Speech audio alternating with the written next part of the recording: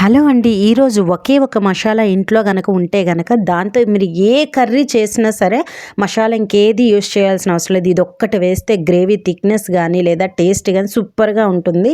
So, దీనికోసం అయితే నేను అల్లం, వెల్లుల్లి ఈక్వల్ క్వాంటిటీ తీసుకొని వాటిని చిన్న చిన్నగా తరిగి ఈ రెండింటిని కూడా నేను ఎండలో అయితే పెట్టాను. మంచి ఎండలో పెట్టి 1 ఆర్ 2 డేస్ బాగా క్రిస్పీగా అయ్యేంత వరకు ఉంచి దీన్ని పౌడర్ చేసి పక్కన పెట్టుకోండి.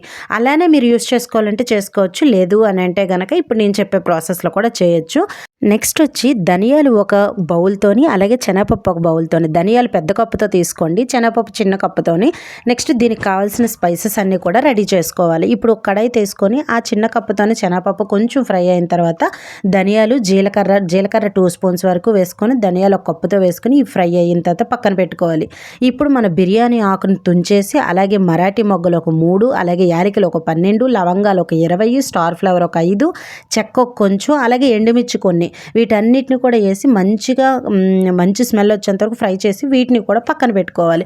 ఇప్పుడు ఈ స్పైసెస్ అన్నిటిని కూడా మిక్సీ చేసిన తర్వాత ఇందాక మనం అల్లం వెల్లుల్లి పౌడర్ చేసాం కదా, అది కూడా మిక్సీ చేసి పక్కన పెట్టుకోవాలి.